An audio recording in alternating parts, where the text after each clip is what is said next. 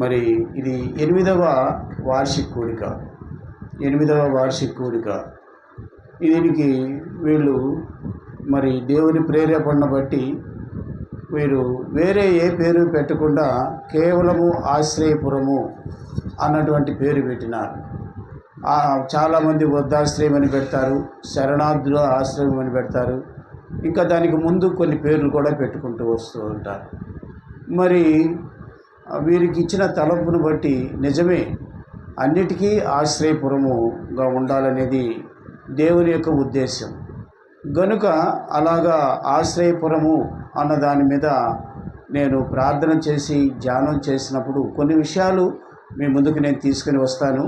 మరి 8వ వార్షిక కూడికి చక్కగా అందరినీ ఆహ్వానించి ఆయా ప్రాంతాలకు వీళ్ళు దాదాపు ఈ యొక్క ఆంధ్రప్రదేశే కాకుండా పక్కన రాష్ట్రాల్లో కూడా మరి దేవుని పరిచర్య చేస్తూ అక్కడ కూడా సంఘాలు స్థాపిస్తూ రావటం అనేది చాలా మందికి అవకాశం ఉండదు, చేయరు కూడా. అయితే ఈ కుటుంబం అలాగూ చేస్తూ వస్తూ ఉంది. ఈ యొక్క మరి ఈ సేవకుని యొక్క తండ్రి ఇందాక ఆయన సాక్ష్యం చెప్పాడు. ఆ సాక్ష్యం విన్నప్పుడు నాకు పాత స్మృతులు చాలా గుర్తుకొచ్చాయి. అవన్నీ ఏమిటి అంటే, ఒకప్పుడు బాలులాగే ఉండేవాడు ఆయన, బాలులాగా. ఆ బాలు ఇందాక ఆయనే చెప్పాడు ఆయన సాక్ష్యంలో, బాలు కొడితేనంటే ఎట్టపోద్దంట, చెప్పబోయా చిన్న కొడుక, బాలు కింద కొడితే ఎట్టపోద్దంట, పైకి పోద్ది అన్నాడు. పైకి పోయినా మళ్ళీ ఏడకి రావాలి అది. అంటే ఎంత పైకి ఎదిగినా కూడా మరలా దీన మనసుకు వస్తేనే కానీ దేవుడు ఆహ్వానించడు. దీనులైన వారు ధన్యులు, అవునా? కాబట్టి మనం అంతేకాదు, ఇంకా మీరు చెప్పాలి అని అంటే యెషయా గ్రంథం 66వ అధ్యాయంలో ఒక మాట మొదట్లోనే రాయబడి ఉంది. ఏందో చూడండి. యెషయా గ్రంథం 66వ అధ్యాయము మొదటి వచనంలో చూసినప్పుడు ఆజ్ఞయించుచున్నాడు, ఆకాశము నా సింహాసనము, భూమి నా పాదపీఠము. ఏ పాటిది? ఏ పాటిది? కలిగినవి. ఆ మాట కోసం ఇంత చదివించాల్సి వచ్చింది. ఎవడు దీనుడై నలిగిన హృదయం గలవాడై నా మాట విని దానిని పలుకుచుండునో, ఏదయ్యా? వణుకుచుండును కదా. దీనుడై వణుకుచుండునో వానిని నేను దృష్టించి, అంటే ఆయన కన్నులు ఎవరి మీద ఉన్నాయంట? ఎవరైతే దీనులై నలిగిన హృదయంతో వణుకుచూ ఉంటారో వారిని.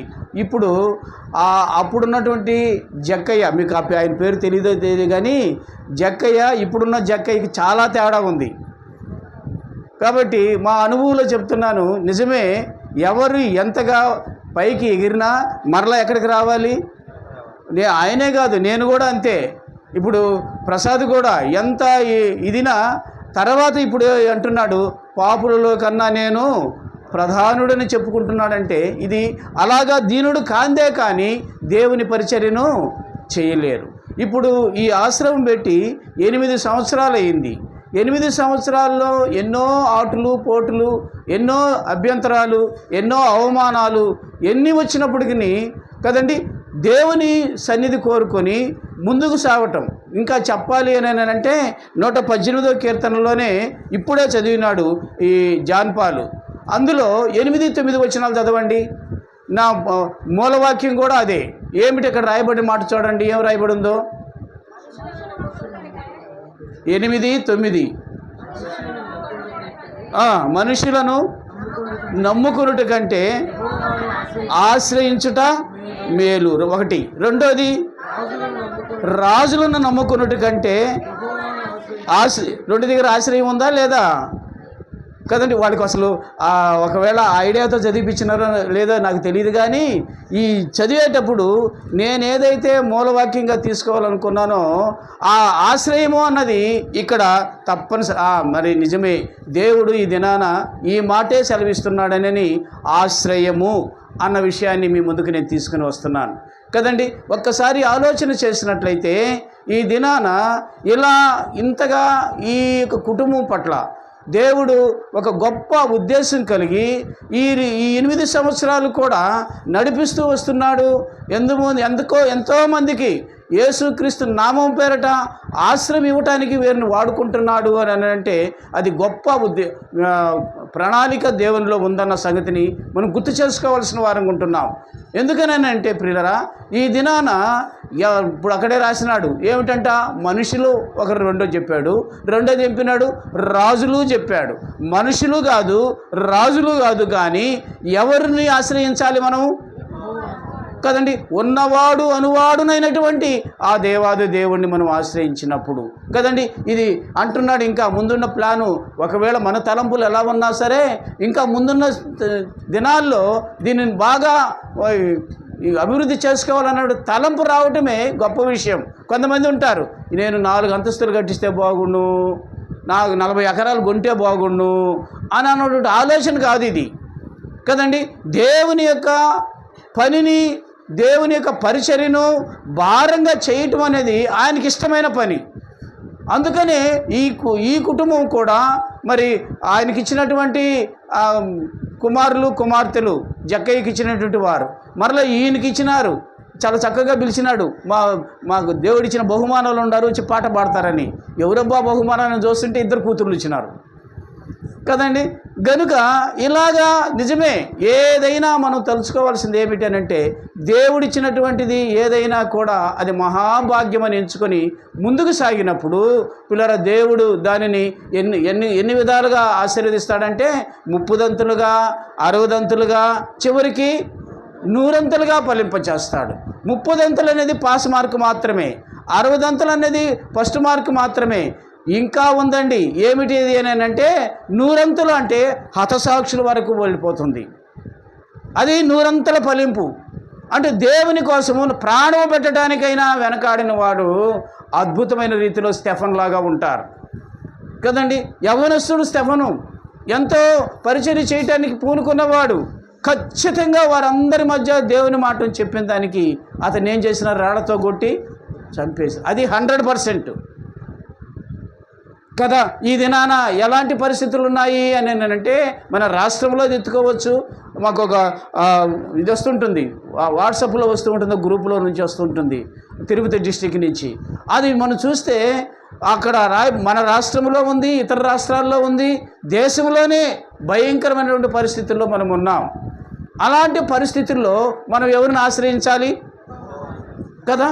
బాగా ఆలోచన చేయండి పిల్లరా. ఈ దినాన ఇలాగా ఆశ్రయించినప్పుడు దేవుడు అద్భుతమైన రీతిగా ఈ కుటుంబం అయితేనేమి, ఇక్కడ కూర్చున్న వారు అయితేనేమి 3 రోజుల నుంచి ఉపవాస ప్రార్థనలో ఉన్నారు. దేవునికి మహిమ కలుగును గాక. అయితే పిల్లల జ్ఞాపకం చేసుకోండి, ఈ అందరము కూడా మనం పాటుపడాల్సింది, పరిచర్య చేయాల్సింది, భారంగా చేయాల్సింది ఏమిటి అని అంటే పిల్లరా, దేవుని పనిని ఎప్పుడూ కూడా వెనకేసుకోకుండా దేవుని పనిని ముందుకు సాగినప్పుడు, ఆయన ఆశ్రయించినప్పుడు అద్భుతమైన రీతిగా దేవుడు మనల్ని గొప్పగా చేస్తాడు. ఇప్పుడు నేను అనుకుంటున్నాను, నాకు ఎంతవరకులే ఈ నెల్లూరు జిల్లా వరకే నరసరావు అంటే ఏవో తెలుసు. అదే నేరు ప్రసాద్ అని అంటే మహారాష్ట్రకి వెళ్ళినా, అదేవిధంగా ఇంకెక్కడ పక్క రాష్ట్రాలకు వెళితే ఏ రాష్ట్రాలు అయ్యా చెప్పయా, ఒరిస్సా, బీహారు, ఈ రాష్ట్రాలు అవి ఏ పక్క ఉంటాయి కూడా నాకు తెలియదు. ఇంత చదువు చదివి ఇంత ఉద్యోగం చేసినా కూడా అది తెలుసు అనుకో, కానీ అక్కడ పరిస్థితులు తెలియదు. వీళ్ళని చెప్పమంటే చెప్తారు. మొన్న సేవకులు సదస్సు పెట్టినప్పుడు ఈయన కూడా ఒక సాక్ష్యం చెప్పాడు, ఆయనకి మేము అవకాశం ఇచ్చినప్పుడు. పిల్లరా, అలాగూ చూసినప్పుడు అలాంటి స్థితి వాళ్ళకి దేవుడిచ్చినాడు. మాకు ఇంతవరకే చేసుకున్న దానికి మాకు ఇచ్చినాడు.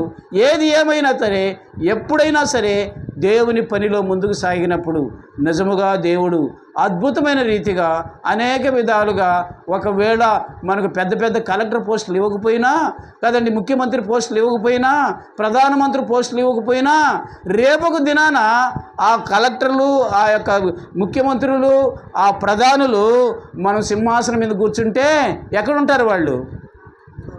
అయ్యా కదా. కాబట్టి అది వదిలేయండి, న్యాయపీఠం ఎదుటి కూడా వాళ్ళు ఎలా ఉంటారు? ఆఖరాకి దీనాతి దీనంగా ఉండాల్సి వస్తుంది. తర్వాత శిక్ష ఉంటుంది, న్యాయస్థాయి అయిపోయిన తర్వాత శిక్ష ఉంటుంది. కానీ ముందుగా మనం చూసినప్పుడు ఒరే వీళ్ళ అని అంటే, అవును ఎక్కడున్నారు వీళ్ళు? తండ్రి కుడిపార్శ్వమున యేసయ్య ఉంటే యేసయ్య కుడిపార్శ్వమున మనం ఉంటాం. గనుక ఎంత ఉన్నతమైన స్థితిలో ఒక్కసారి ఆలోచన చేయండి. అందుకనే ఈ దినాల్లో మనం ఎంత అవమానపరచబడింది. అందుకనే ఒక మాట రాయబడి ఉంది, ఆ గుర్తుకొస్తుంది, అది ధన్యతను గురించి చెప్తూ యేసయ్య ఒక మాట అన్నాడు. మత్తయి సువార్త 5వ అధ్యాయము 11వ వచనంలో మనం చూస్తే ఏం రాయబడి ఉందో చూడండి పిల్లరా. నా నిమిత్తము నిందించి హింసించి చెడ్డ మాటనల్లా పలుకినప్పుడు మీరు ధన్యులు, సంతోషించి ఆనందించుడి. ఎక్కడంట? ఇక్కడ కాదుండయి, ఎక్కడ? పరలోకమందు అధికమవుతుంది. జ్ఞాపకం చేసుకోండి, మన పూర్వీకులు కూడా అలాగే హింసించారు. కాబట్టి ఒక్కసారి ఆలోచన చేసినట్లయితే పరలోకములో మన ఫలం అధికం కావాలి. అది మనం నేర్చుకోవాల్సింది కదా. 3 దినాల నుంచి మీరు ఇక్కడ ఉపవాస ప్రార్థన చేస్తున్నారు, ఆయా ప్రాంతాల నుంచి వచ్చినారు. ఒక విధంగా చెప్పాలంటే తెలుగు కూడా తెలియదు వీళ్ళకి, అయినా కదా వచ్చినారు, చక్కగా ఎక్కడ కూర్చున్నారు. ఏది ఏమైనా సరే అంత స్థితిలో దేవుడు వాళ్ళకి ఇచ్చినటువంటి భారాన్ని బట్టి నిజముగా దేవుణ్ణి స్తుతించబద్దులమై ఉంటూ ఉన్నాం. గనుక మీరు జ్ఞాపకం చేసుకోండి, ఈ సమయంలో ఇంత గొప్ప స్థితిని దేవుడు మనకిస్తాడు. ఇక్కడే కాదు, పరలోకములో ఏమంటున్నాడు? పరలోకములో మీ ఫలము అధికమవుతుంది. ఎన్ని విధాలుగా నిపిన నేను? 30 60 100 ఫలం అధికమవుతుంది. కనుక పిల్లరా, ఎప్పుడు కూడా మనం దేళా పడాల్సిన అవసరం లేదు. ఏంది నేను ఇలాగా ఉన్నానే అంటే, నువ్వు ఉన్నా కూడా దేవుడు ఆయా రీతులుగా హెచ్చిస్తాడు, ఆయా రీతులుగా ముందుకు సాగుతాడు. పిల్లరా, ఆశ్రయము అన్న విషయాన్ని మనం గుర్తు చేసుకున్నట్లయితే, ఆశ్రయము అందుకే 8-9 వచనాల్లో చూసాం. యెహోవాను ఆశ్రయించుట మేలు, యెహోవాను ఆశ్రయించుట మేలు. ఎక్కడి నుంచి పుట్టింది ఇది అన్నది మనం చూస్తే పిల్లల ఒక్కసారి పరిశుద్ధ గ్రంథంలో నుంచే ఆయా రీతులుగా ఈ ఆశ్రయపురాలు దేవుడిచ్చినాడు.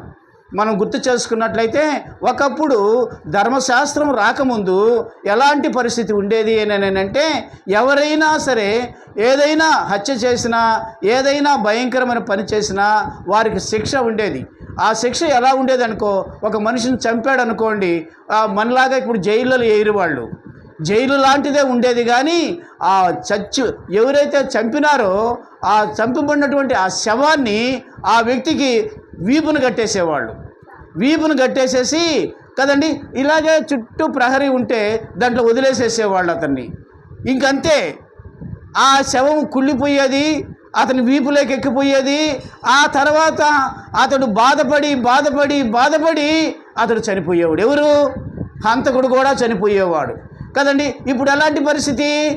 ఏదంటారు చూడు, కొట్టకుండానే తిట్టకుండానే అయిపోయేది. అది ఆనాడు ఉన్నటువంటి శిక్ష. తర్వాత ధర్మశాస్త్రం వచ్చిన తర్వాత ఏమైందని అంటే, ఇప్పుడు కంటికి కన్ను పంటికి పన్ను. ఇది ఎలా ఉంటుంది అని అంటే, ఒక వ్యక్తి కదండి చంపినాడు అనుకోండి, ఒక వ్యక్తిని కోపం మీద చంపినాడు అనుకోండి, ఏం చేసేవాళ్ళు అంటే అతన్ని కూడా ఆ శవం దగ్గర చంపేసేవాళ్ళు. ఇది కంటికి కన్ను పంటికి పన్ను, ఈ శిక్ష ఉండేది కదండి. ఇలాగా ధర్మశాస్త్రంలో ఉండేటటువంటి ఈ పనిని పూర్తి చేస్తూ ఉండేవాళ్ళు. ఒక్కోసారి ఏం చేసేవాళ్ళు అని అంటే, అమాయకులు కూడా వారిని కూడా చంపేసేవాళ్ళు. ఎందుకని? చంపినాడు కాబట్టి చంపాల్సిందే.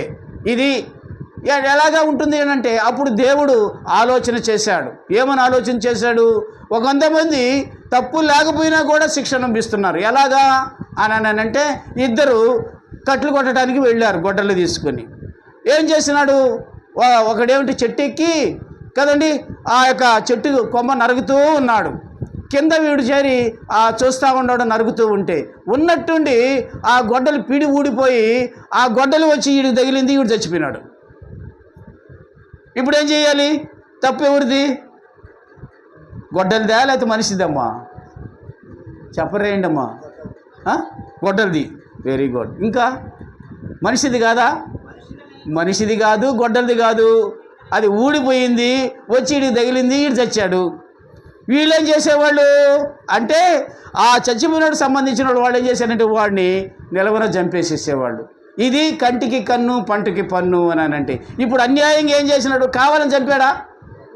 చంపలా. కావాలని చంపలా. అది ఊడిపోయింది, కింద ఉన్నాడు కాబట్టి పడిపోయింది. ఇప్పుడు వీడు అన్యాయంగా దెబ్బతిన్నట్టేగా, చచ్చిపోయినట్టేగా. అందుకని దేవుడు ఏం చేశాడంటే, మోషే ఇది చాలా అన్యాయంగా ఉంది, ధర్మశాస్త్రం ప్రకారం ఇది చాలా ఇబ్బందికరంగా ఉంది, నువ్వేం చేస్తావు అని అంటే, మన ప్రజలైనటువంటి ఇశ్రాయేలీయులకి మీరు ఆశ్రయపురాలు కట్టండి అని అన్నాడు కదండి. ఆశ్రయపురాలు కట్టమంటే ఎన్ని కట్టమంటారయ్యా? 6 ఆశ్రయపురాలు కట్టమన్నాడు. 6 నంబర్ ఏంటి చెప్పండి? ఎవరికి సాదృశ్యం 6 కదండి? ఆ మానవుని యొక్క సంఖ్య కదండి. 6 ఆశ్రయపురాలు కట్టమన్నాడు. మానవుడు ఎక్కడ ఇబ్బంది పడకుండా ఉండేదానికోసం 6 ఆశ్రయపురాలు కట్టమన్నాడు. ఇప్పుడు కట్టతానని పూనుకునేటప్పటికి ఈయనకి పూర్తయిపోయింది. ఏంది? 120 సంవత్సరాలు వచ్చేసాయి కదండి. ఈ 40 సంవత్సరాలు అరణ్యవాసం అయిపోయింది. ఇప్పుడు ఏం చేయాలి? దేవుడు ఆ వాగ్దానం స్థలమైనటువంటి పట్టణం, ఆ యొక్క ప్రదేశమైనటువంటి ఆ యొక్క కనాను దేశానికి వెళ్ళటానికి ఏం చేశాడు? మధ్యలోనే ఏం చేశాడు మోషే అంటే, పోయి బండతో మాట్లాడమంటే బండని కోపం వచ్చేసి వాళ్ళ మీద బండను కొట్టినాడు. ఇప్పుడు దేవుడికి కోపం వచ్చేసింది. నేను చెప్పింది ఏంది, నువ్వు చేసింది ఏంటి? ఇన్ని సంవత్సరాలు 120 సంవత్సరాలు నువ్వు నా మాట విని స్టేజీల వైజ్గా నా సేవ చేసావు కదా, మరి ఇప్పుడు చేయమన్నది చేయలే. కాబట్టి నువ్వు ఆ వాగ్దత్త పట్టణానికి, నేను ఎందుకు చెప్తున్నానంటే మీకు తెలుసో తెలియదో జాగ్రత్తగా వినండి. దేవుని యొక్క కదండి ఉద్దేశం ఎలా ఉంటుందో తన బిడ్డల ఎడల అనేది నేను చెప్తున్నాను ఈ విషయము. ఇప్పుడు ఏం జరిగింది అని అంటే, పిల్లరా, అందుకే నువ్వు పిస్కా కొండ ఎక్కు. పిస్కా కొండ మీద అంతా చూడు. ఏమేం చూడమన్నాడు కదండి? అన్నీ కూడా చూడు. వాగ్దత్త దేశంలో, కనాను దేశంలో ఉన్న పట్టణాలన్నీ చూడు కదా. తర్వాత నువ్వు నీ ప్రాణం వదిలేసి అని అన్నాడు. అదేంటి ప్రభువా, ఎందుకు అలా చేసినావు అని అంటే, నేను చెప్పింది ఒకటి, నువ్వే వాళ్ళకి నీళ్లు లేవన్నావు, నువ్వు పోయి ఆ బండతో మాట్లాడు, నేను నీళ్ళు ఇస్తానన్నాను. కానీ నువ్వేం చేసినావు కదండి? బండను కొట్టావు కదండి. బండని కొట్టడం అంటే క్రీస్తునే బండను కొట్టడం లెక్క. అర్థమైందండి? కనుక నన్నే నీవు కొట్టావు కనుక ఇక నువ్వు ఉండటానికి లే, నా దగ్గరకు వచ్చి అని అన్నాడు కదండి. అప్పటికి 120 సంవత్సరాలు ఎవరికి? మోషేకి కదండి. కన్ను యొక్క చూపు తగ్గలేదు, కాళ్ళ యొక్క బిరుసు తగ్గలేదు. అంత శక్తి కలిగినటువంటి మోషే పిస్కా కొండ మీదకి వెళ్ళాడు. అక్కడ ప్రాణం వదిలేసేసినాడు. చూసినాడు, కన్నీళ్లు వదిలాడు. అయ్యో, 40 సంవత్సరాలు ఈ ప్రజలతో కూడా నేను నడిచినానే, వీళ్ళని వాగ్దానం దేశానికి తీసుకుని వెళ్దాం అనుకున్నానే, మరి నేను చేసిన తప్పుకి నా దేవుడు ఇక్కడ నన్ను ప్రాణం వదలమన్నాడని చెప్పి అక్కడ వదిలేసేసి తనకు ప్రియాతి ప్రియమైనటువంటి యెహోషువని పిలిచి కదండి 2 అంతల ఆత్మను అతనికి ఇచ్చి అతడు ఇదైపోయినాడు. పిల్లలు జ్ఞాపకం చేసుకోండి. ఇప్పుడు యెహోషువకు ఈ బాధ్యత వచ్చింది. ఏ బాధ్యత చెప్పండి? ఆశ్రయపురాలు ఎవరు కట్టాలి?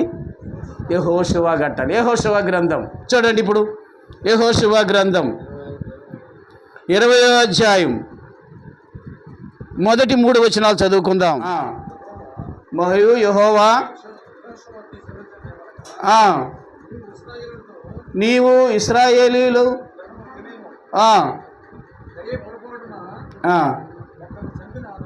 ఒకరిని చంపినప్పుడు నరహంతకుడు పారిపోవుట,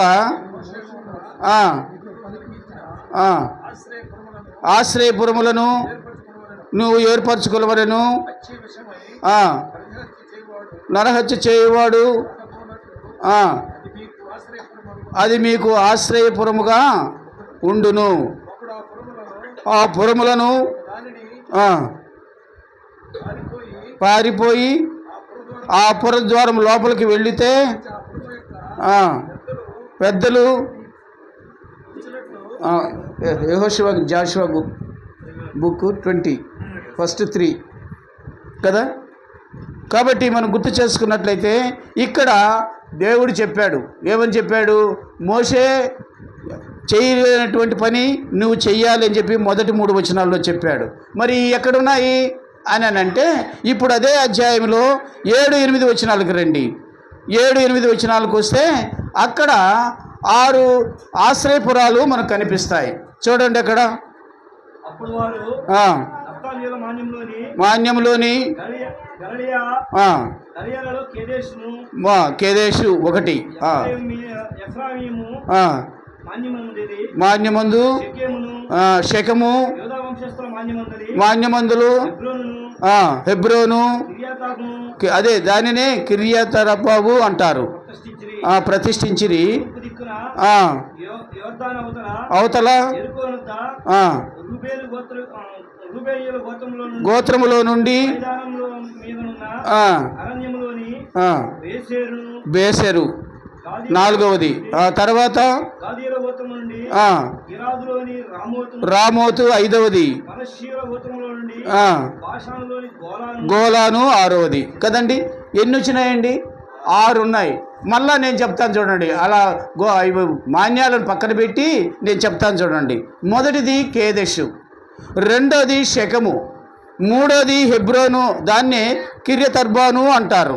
తర్వాత 4వది బేసెరు, 5వది రామోతు, 6వది గోలాతు కదండి.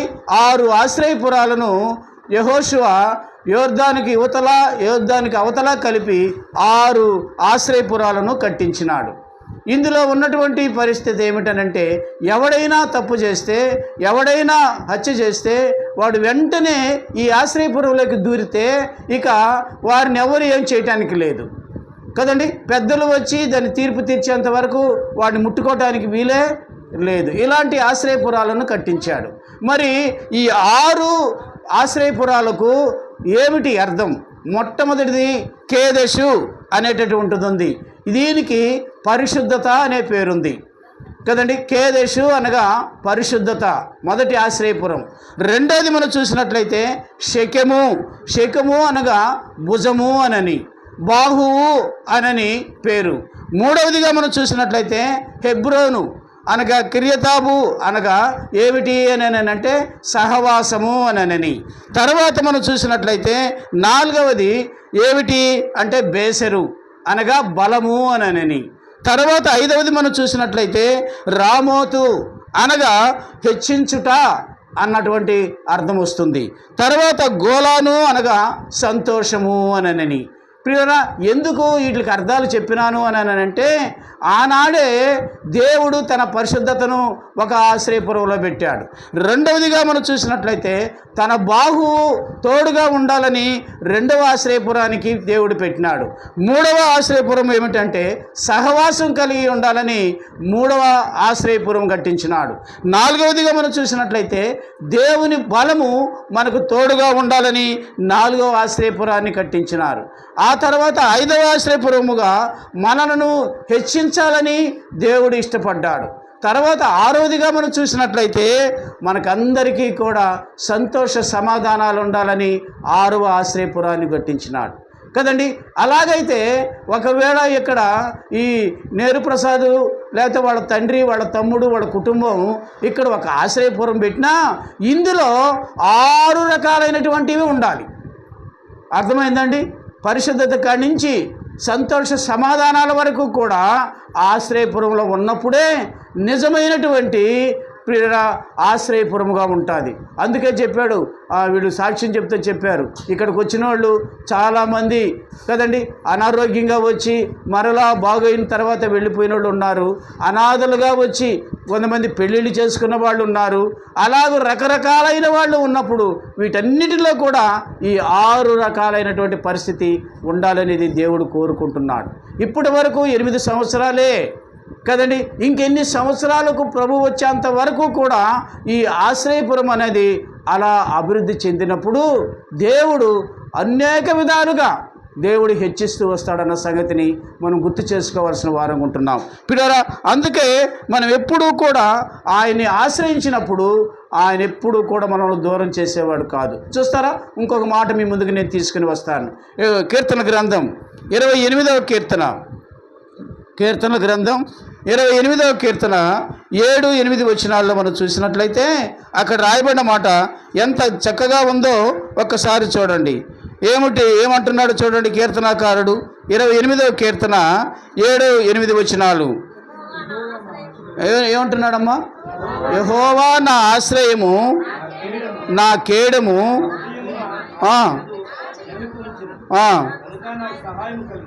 సహాయము కలిగను. ఏమంటున్నాడు? 8వ వచనం చదవయ్యా. యెహోవా తన జనులకు ఏమై ఉన్నాడు?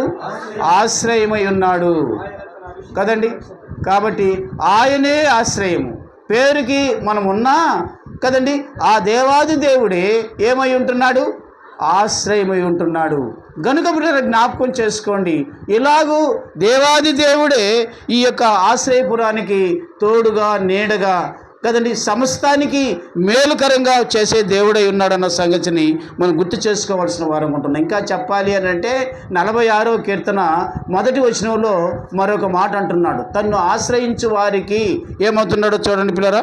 మనం చూస్తే దేవుడు 46వ కీర్తన 1వ వచనంలో ఏమై ఉన్నాడట? మన దేవుడు ఆశ్రయమును దుర్గమునై ఉన్నాడు కదండి. ఆశ్రయపురాలు యెహోషువ కట్టిస్తే ఈ దినాల్లో ప్రభువును నమ్ముకున్న తర్వాత ప్రభువే ఆశ్రయదుర్గమైనాడు. అది మీరు మనం చూడాల్సింది. ఎవరిని ఇప్పుడు ఆశ్రయపురాలు అంటే అప్పుడు యెహోషువ కాలువలు కట్టించినవి వేరు.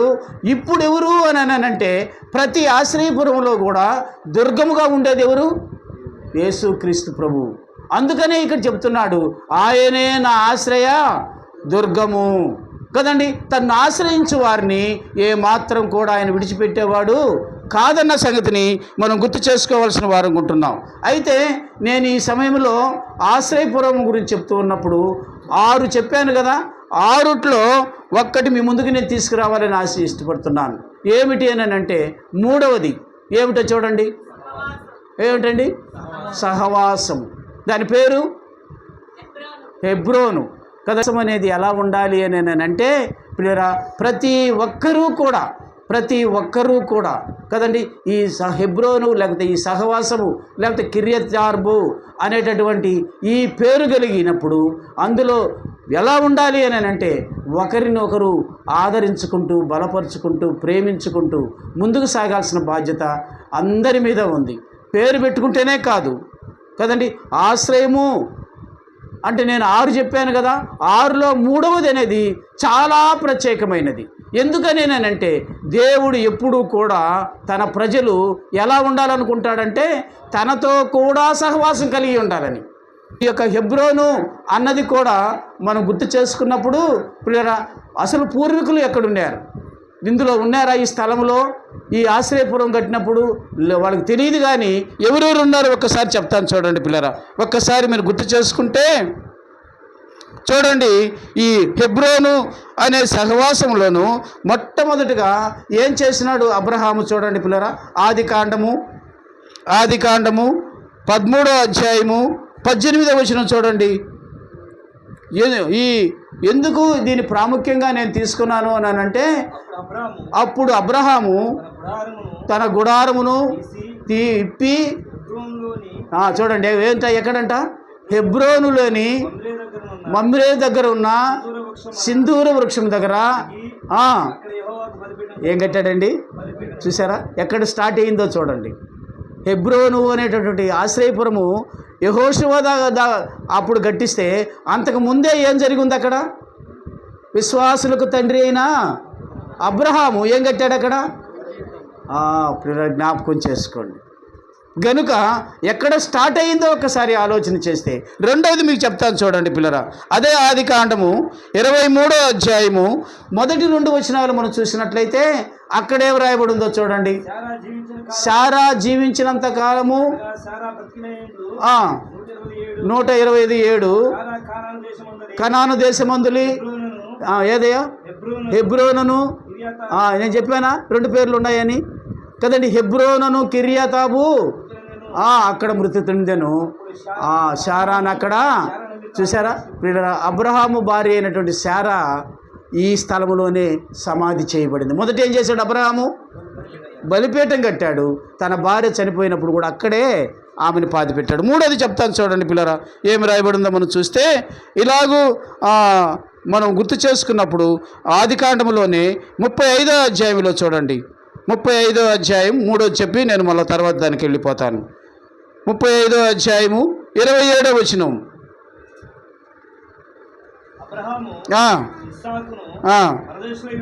పరదేశునయుండ మమ్రేలో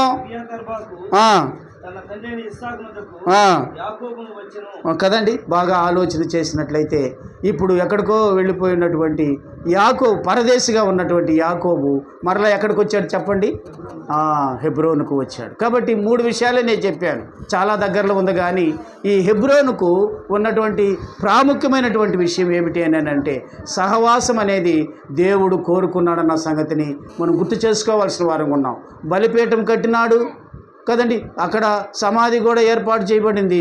తర్వాత మరలా మనం చూసినట్లయితే యాకోబు తండ్రి అయినటువంటి ఇస్సాకు అక్కడికి వచ్చి కలుసుకున్నట్లుగా కూడా మనం చూడగలుగుతున్నాం. గనుక ఈ సమయాన్ని మనం గుర్తు చేసుకున్నట్లయితే ఇంత ప్రాముఖ్యమైనటువంటి హెబ్రోను అన్నటువంటి మాట, ఆశ్రయపురము, ఈ యొక్క పుట్టి పేరు ఏమి పేరు లేకుండానే ఒకవేళ వీళ్ళకు పరిచర్యకి ఏదో పేరు పెట్టుకో ఉన్నారు కదా, ఏం పేరు అది?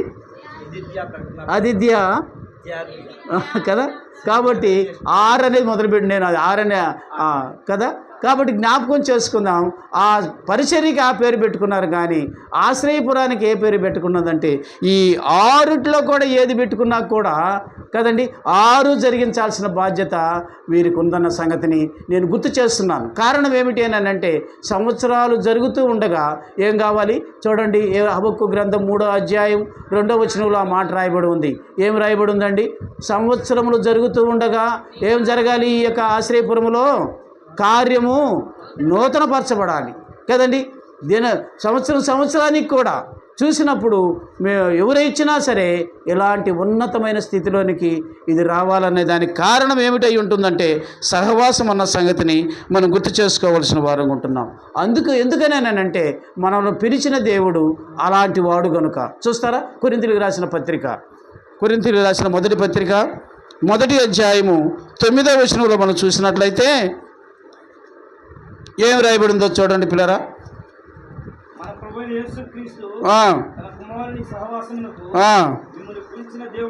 కదండి ఏ సహవాసాన్ని పిలిచాడంట కదండి? తన కుమారుడైన యేసుక్రీస్తు యొక్క సహవాసానికి మనం పిలిచినాడు కనుక ఆయన ఎవరైనా నమ్మదగిన దేవుడు గనుక పిల్లల జ్ఞాపకం చేసుకుందాం. ఆయన సహవాసము అలాంటిదన్న సంగతిని మనం గుర్తు చేసుకుని ముందుకు సాగాల్సిన వారం ఉంటున్నాం. కారణం ఏమిటి అని అంటే ఆయన్ని ఆశ్రయిస్తే మనకు ఎలా ఉంటుంది అని మనం గుర్తు చేసుకున్నట్లయితే సామెతల గ్రంథంలో రాయబడి ఉంది. చూడండి పిల్లరా ఏం రాయబడి ఉందో. 30వ అధ్యాయము 5వ వచనంలో మనం చూసినప్పుడు ఆ మాట రాయబడి ఉంది. ఏమిటది అని అంటే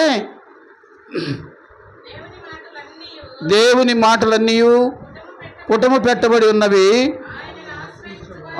ఆయన ఆశ్రయించిన వారికి ఆయన కేడమై ఉన్నాడు, కేడము డాలై ఉన్నాడు. అంటే ఏ ప్రమాదం వచ్చినా సరే మనకు తగలకుండా ఆయనే కేడముగా ఉంటాడు. ఒకసారి మనం గుర్తు చేసుకున్నట్లయితే ఆటోకి కానీ కారుకు కానీ ఏ దానికైనా సరే ప్రియురా ఒక్కసారి మనం ఆలోచన చేసినప్పుడు మనకు ఆయన కేడములాగా అలాగే ఆ కారు ముందు అద్దం ఉంటుంది. ఎంత బలమైనటువంటి రాయి తగిలినా కూడా ఏం జరుగుతుంది అని అంటే మనకు రానివ్వకుండా కేడములాగా ఆ అద్దం మనల్ని కాపాడుతుంది. ఇంకా బలమైనది కావాలని పెద్ద బండ చేస్తే తప్ప అంతవరకు కూడా అది మనల్ని కాపాడుతుంది. అందుకనే కేడము అనగా మన ముందున్నటువంటి మన వాహనంలో వెళ్ళేటప్పుడు మన ముందున్నటువంటి అద్దము ఎలాగా మనకు కాపులు కాస్తుందో అలాగే దేవుడు మనకు కేడముగా ఉండి మనల్ని కాపాడేవాడుకుంటున్నాడు. అందుకనే కీర్తనాకారుడు కూడా మరొక మాట అంటాడు. చూస్తారా? 9వ అధ్యాయము 9వ కీర్తన 9-10 వచనాల్లో కూడా మనం చూస్తే మరొక మాట రాయబడి ఉంది. ఆయన మనల్ని విడిచిపెట్టేవాడు కాదన్న మాట రాయబడి ఉంది. నలిగిన వారికి తాను మహాదుర్గమును, ఆపత్కాలముల యందు మహాదుర్గమును, యెహోవా నిన్ను ఆశ్రయించు వారిని నీవు ఎప్పుడూ కూడా విడిచిపెట్టేవాడవు కావు. కాబట్టి ఈ ఆశ్రయపురము అలాగా అభివృద్ధి చెందాలనేది మా ఆశ కదండి. ఎవరూ పెట్టుకోలేనటువంటి పెద్ద పెద్ద ఆస్తిపరులు ఇప్పుడు అశోక్ నగర్లో ఒకటి ఉందండి. ఆ ఆశ ఇలాగే వృద్ధాశ్రమం ఒకటి ఉంది. దానికి ఎట్లా వస్తుందని అంటే కుప్పలుగా వచ్చేస్తాయి. ఏంది కదండి, అన్నీ కూడా వాళ్ళు ఏమంటారు డొనేషన్ అంటారు కదండి. కుప్పలుగా వస్తుంది. వారంలో 2-3 సార్లు పేపర్లో అది ఆ యొక్క పేరు పడుతూ ఉంటుంది. వాళ్ళు ఇవి ఇచ్చారు అని. కానీ వాళ్ళు ఏది ఇచ్చినా సరే ఆ ముసలోడికి చెందదు, ఆడున్నటువంటి వారికి చెందదు. వాళ్ళకి చెందకుండా అంతా కూడా వాళ్ళు వెనకాల వేసుకుంటారు కదండి. అలాంటిది కాకుండా ఉండాలనేది దేవుని యొక్క ఉద్దేశం. మనం ఎలా ఉండాలి? మరొకసారి చూస్తే ఆయనే మహాదుర్గం, అంతేకాదు ఆయన విడిచిపెట్టేవాడు కానే కాదు. ఆశ్రయించు వారిని. కాబట్టి ఒక 3 సందర్భాలు మీ ముందుకు తీసుకొని వస్తాను. ఒక 3 సందర్భాలు. అవి ఎలా దేవుడు వారిని దేవుని ప్రభువును ఆశ్రయిస్తే వారిని ఎలాగో ఆయన కాపాడాడు అన్న విషయాలను 3 విషయాలు మీ ముందుకు తీసుకుని వస్తాను. యేసయ్య ఉన్నప్పుడు జరిగినటువంటి సంభవాలను మనం చూస్తే లూకాసు వార్త 7వ అధ్యాయము 36-47 వరకు ఉంది. ఇక్కడ ఎవరంటే ఆమె పేరు రాయబడలేదు, కానీ పాపాత్మురాలైన స్త్రీ అని రాయబడి ఉంది. ఆమెను ఎవరూ పిలవలేదు. యేసయ్య మాత్రం పరిసయ్యుడి ఇంటికి వచ్చిన్నాడు. పరిసయ్యుడికి యేసయ్య ఏం చేశాడంటే కుష్ఠరోగాన్ని పోగొట్టినాడు. ఆయన గొప్పల కోసం ఒక విందుకు పిలిచాడు యేసయ్యని. మరి వచ్చిన తరువాత జరిగినటువంటి సందర్భం ఏంటంటే యేసయ్యని అసలు ఎవరు పట్టించుకోవాలా కదండి. మేము వ్యాన్లో దిగొస్తే అన్న తమ్ముడు ఇద్దరు ఎదురుగా వచ్చి కదండి వందనాలు చెప్పి లోపలికి పిలిచారు. అది కనీసమైనటువంటి మర్యాద. ఇంకొక ఆమె వచ్చి నీళ్లు తాగు అంకులు అని అన్నది. ఎందుకు చెప్తున్నానంటే ఇది పిలిచినప్పుడు మనం ఇవ్వాల్సినటువంటి మర్యాద. మరి ఈ యేసయ్యని పిలిచినాడు ఎవరు? పరిసయ్యుడు పిలిచాడు, కానీ పట్టించుకోలా. యేసయ్య దగ్గర ఏమో బాగైనాడు, కుష్ఠరోగం ఉంటే పోయింది. తీసుకుని వచ్చిన తర్వాత మాత్రం కనీసం పీట ఇయ్యలేదు, బయట ఉంటే నీళ్ళు ఇయ్యలేదు, ఎండలో వచ్చాడని చెప్పి తలకు, అది ఆనాడు యూదుల సంప్రదాయం. అవేమీ చేయకుండా ఈయన పట్టించుకోకుండా వేరే వాడితో మాట్లాడుతూ ఉన్నాడు. యేసయ్య వచ్చాడు, టేబుల్ దగ్గర కూర్చున్నాడు. అప్పుడంతా కిందనే కూర్చునేవాళ్ళు. ఆయన వెనకాలకి ఇట్లా మడుచుకొని కూర్చో ఉన్నాడు. యేసయ్య అక్కడికి వచ్చున్నాడు అన్న సంగతిని ఆ స్త్రీ ఎరిగింది, తెలుసుకున్నది, వచ్చేసింది కదండి. లూకాసు వార్తలో చెప్తున్నాను, వచ్చి ఏడుస్తూ ఉంది. ఎంతగా ఏడ్చింది అని అంటే యేసయ్య పాదాలు తడిచిపోయినాయి కదండి. మనం చేతులు కాళ్ళు కడుక్కోవాలంటే ఎన్ని నీళ్ళు కావాలండి? ఏమో కనీసం ఒక చెంబుడు నీళ్ళన్నా కావాలి కదా. అంటే ఈ స్త్రీ ఎన్ని నీళ్ళు గార్చింది? కన్నీళ్ళు. అవునా? ఒక చెంబుడు నీళ్ళు, గ్లాసు నీళ్ళన్నా గరిచింటే ఏడ్చుంటుందా కదండి. తడిచిపోయింది. అప్పుడు చూసుకుంది యేసయ్య పాదాలు తడిచిపోయినాయని. వెంటనే ఏం చేయాలి? పైడి చింగుతోనే ఏదంతా దొడవాలి ఆడవాళ్ళు అయితే. కానీ ఈ మాట చేయలేదు. ఏం చేసిందో తెలుసా? తన శిరస్సును వంచింది కదండి, తన తల వెంట్రుకలతో తుడిచింది ప్రియరా. అది సరైనటువంటి పశ్చాత్తాపం అంటే. అలా తుడిచింది. ఆమె దగ్గర ఉన్న అత్తరు బుడ్డి తీసుకుంది, ఆయనకు పూసింది. పిల్లరా, ముద్దు పెట్టుకునుట మానలేదు కదండి. అది చేస్తూ ఉంటే, ముద్దు పెట్టుకుంటుంటే పిలిచినటువంటి పరిసయ్యుడు ఆమెను అసహ్యించుకుంటున్నాడు. ఛీ, ఈమె మనిషిరా, పాపాత్మురాలైనటువంటి ఈమె యేసయ్య కాళ్ళు పట్టుకుంటుంది, ముద్దు పెట్టుకుంటుందని అనుకుంటున్నాడు. యేసయ్య అందరి హృదయాలు ఎరిగినవాడు. అరే సీమోను, నీ హృదయంలో ఉండేది ఏదో నాకు తెలుసురా కదా. నేను వచ్చాను, కనీసం మర్యాద కూడా నువ్వు చేయలేదు కదా. ఆమె చేస్తున్న పనికి నువ్వు అసహ్యించుకుంటున్నావు ఒక్కసారి ఒక్క వచనం చెప్తాను చూడండి పిల్లలు మీకు. అక్కడే 47వ వచనం చూడండి చాలు. 47వ వచనం చూడండి. ఆయన్ని ఆశ్రయించిన వారికి ఏం దొరుకుతుందో చూడండి. ఇప్పుడు ఆమె విస్తారముగా ప్రేమించెను గనుక ఆమె విస్తారమైన పాపములు ఏవైపోయినాయి. అబ్బబ్బబ్బా, అది యేసయ్యను ఆశ్రయిస్తే మన జన్మ పాపము మన కర్మ పాపము యేసయ్య రక్తంలో కడగబడుతుంది కదండి. విస్తారంగా అయితే మనం ప్రేమించే వాళ్ళంగా ఉండాలి కదా. ఈ ఆశ్రయపురానికి మీరు వచ్చారు కదండి. మీరందరూ ఇక్కడ ఉండేవాళ్ళు కాదు, మరలా మీటింగ్లు అయిపోతే వెళ్ళిపోయేవాళ్ళు. ఎక్కడికి వెళ్ళినా సరే మనకు ఆశ్రయదుర్గంగా ఎవరు ఉండాలి? యేసయ్యే ఉండాలి. ఉంటే ఆయన ఎప్పుడు కూడా అన్యాయస్తుడు కాదు. ఆ స్త్రీని కదండి పాపాలన్నీ క్షమించి, అందుకే అక్కడ రాయబడిన మాట, ఆమె విస్తారముగా ప్రేమించింది కనుక ఆమె విస్తారమైన పాపములు క్షమించబడి. ఒకటి ఆశ్రయిస్తే. రెండోది చూడండి పిల్లరా, రెండోది లూకాసు వార్తలోనే 17వ అధ్యాయంలో మొదటి 19 వచనాలు ఉన్నాయి. అందులో మనం చూస్తే నేను చక్కని చెప్పేస్తాను అంతే. ఏమిటి? అక్కడ యేసయ్య ఆ ఊరిలోకి పోగబోతూ ఉంటే ఆ ఊరి గౌని వెలుపుట 10 మంది కుష్ఠరోగులు ఉన్నారు. 10 మంది మీ అన్నీ మీకు తెలిసినాయే. కానీ నేను ఎందుకు చెప్తున్నాను అని అంటే, ఆశ్రయిస్తే, యేసయ్యను ఆశ్రయిస్తే ఎంతటి గొప్ప ఆధిక్యత ఉంటుందో, ఎంతగా మనం ఆశీర్వదించబడతామో అక్కడ మనం చూస్తాం. మరి ఏమిటి అని అంటే 10 మంది ఎదురుగా వెళ్ళి, దావీదు కుమారుడా మమ్మల్ని కరుణించు అని బతిమలాడినారు. యేసయ్య వారిని చూశాడు. ఆడ కుష్ఠరోగాన్ని చూశాడు. మీరేమి చేయబడలేదు, ఇదిగో ఊర్లోకి వెళ్ళి ఆ దేవాలయంలో యాజకుడు ఉంటాడు, ఆయనకి కనపరచండి అని చెప్పినాడు కదండి. సరే, వాళ్ళు యేసయ్య మాట విని పోతూ ఉన్నారు. అంతవరకు ఊళ్ళోకి ఎవరు రానివ్వరు, ఇప్పుడు కూడా రానివ్వరు. కానీ యేసయ్య మాటను బట్టి ధైర్యంగా ఆ ఊర్లోకి వెళ్ళిపోతూ ఉన్నారు. వెళుతూ ఉంటే మార్గమధ్యంలోనే వారు కుష్ఠపోయింది. మార్గమధ్యంలోనే వాడు కుష్ఠపోయింది. బాగుపడ్డారు కదండి. బాగుపడిన వాళ్ళు ఏం చేయాలి? బాగుపడిన వాళ్ళు ఏం చేయాలి? దేవుణ్ణి మహింపరచాలి కదండి. ఇప్పుడు ఈ 10 మందిలో ఒక్కడే వెనక్కి తిరిగినాడు. మిగతా 9 మంది మడమనూరు ఊళ్ళోకి వెళ్ళిపోయినారు. అర్థమైందా? మిగతా 9 మంది మడమనూరు ఊళ్ళోకి వెళ్ళిపోయారు. కానీ ఒక్కడ మాత్రము యేసయ్యని వెతుక్కుంటూ వచ్చాడు. యేసయ్యని వెతుక్కుంటూ వచ్చాడు. ఎలా వచ్చాడో తెలుసా? గొప్ప శబ్దముతో దేవుణ్ణి మహింపరుచుకుంటూ యేసయ్య దగ్గరకు, పాదాల దగ్గరకు వచ్చి పడిపోయినాడు. అంతే. యేసయ్యా, చూస్తారా 19వ వచనంలో ఉందా మాట.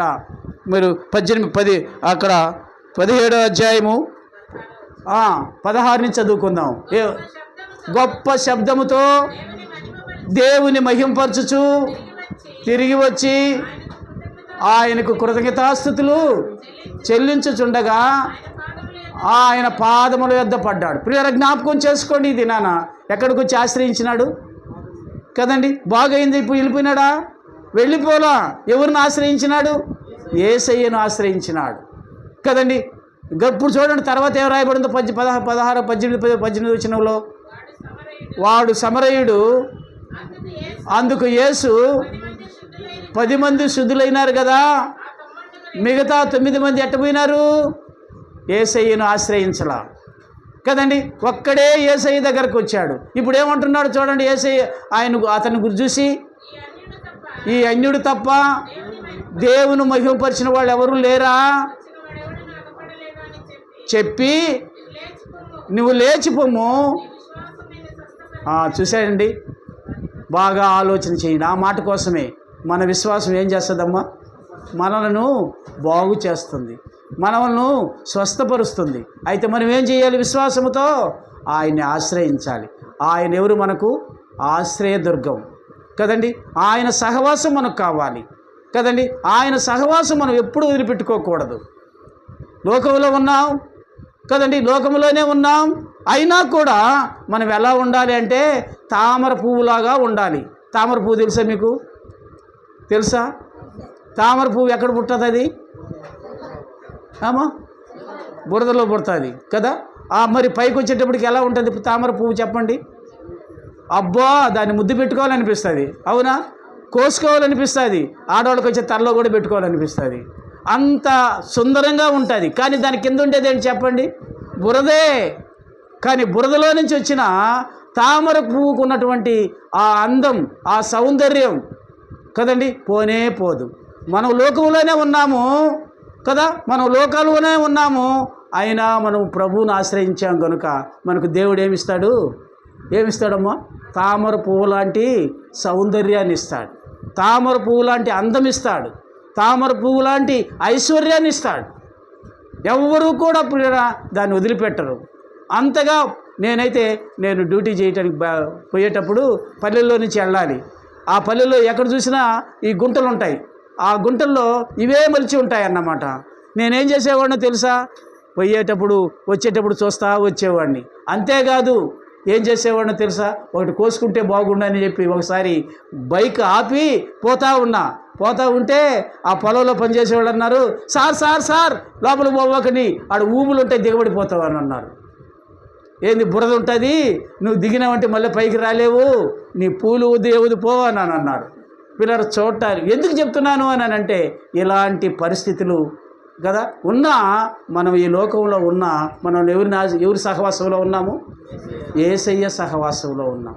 కాబట్టి ఆ సహవాసాన్ని ఎప్పుడూ కూడా మనం వదిలిపెట్టకూడదు. దయచేసి చెప్తున్నాను మీకు, ఆయన ఆశ్రయించిన వారు ధన్యులు. 2 చెప్పాను నేను ఇప్పుడు. పాపాత్మురాలైన స్త్రీ, రెండవ 10 మంది కుష్ఠరోగులు ఆశ్రయించిన వారికి దేవుడు ఏమిచ్చాడు?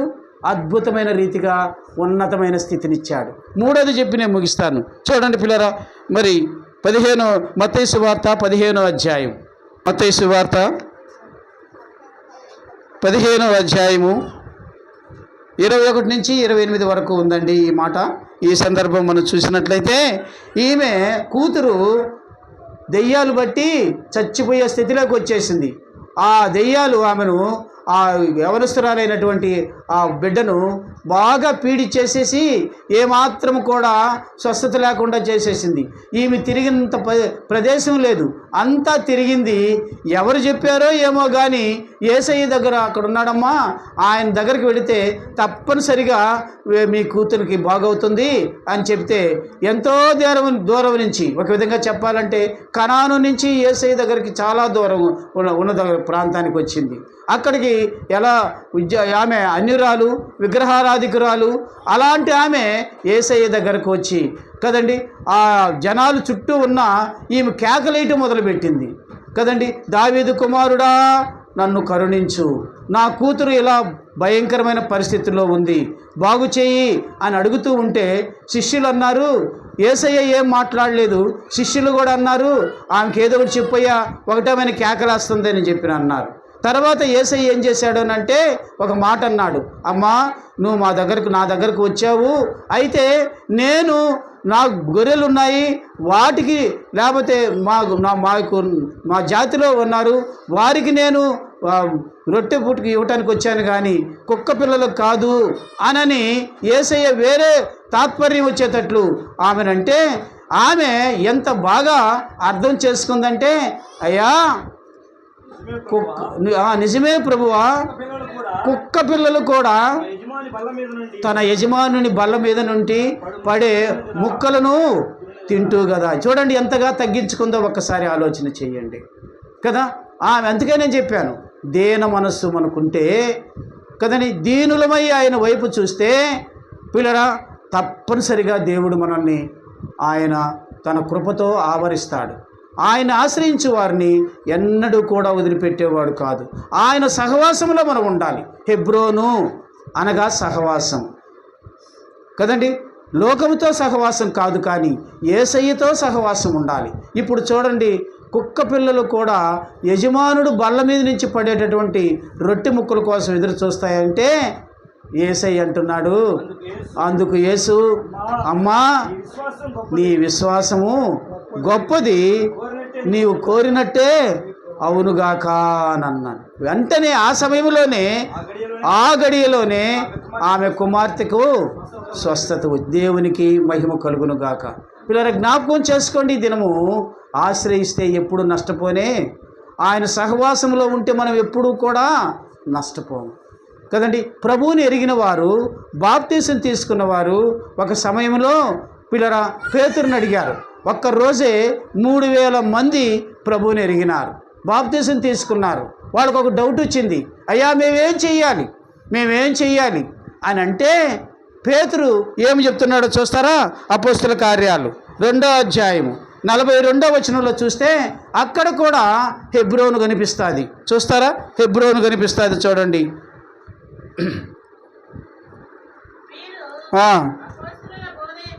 ఏంటంటమ్మా?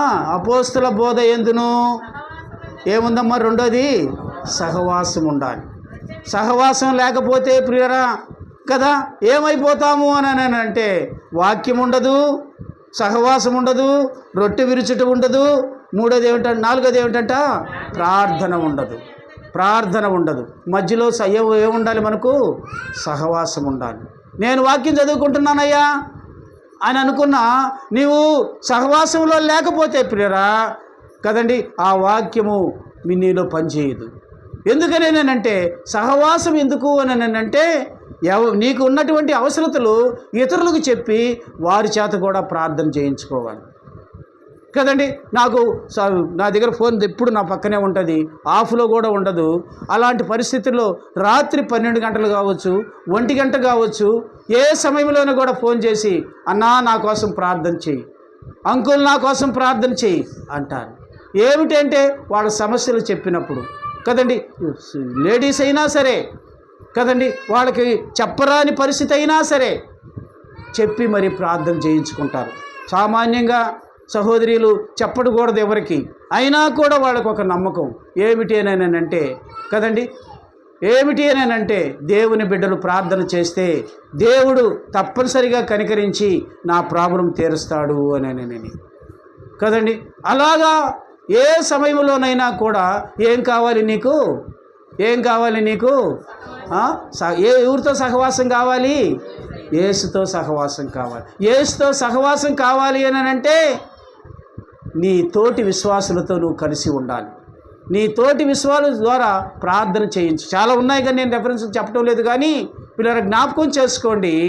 మనం ఎప్పుడైతే అందరూ మన యొక్క దేవుని బిడ్డలతో సహవాసం కలిగి ఉంటామో ప్రతి సమయంలో కూడా నీ కొరకు నేను ప్రార్థన చేస్తాను కదా. కాబట్టి జ్ఞాపకం చేసుకోండి పిల్లరా.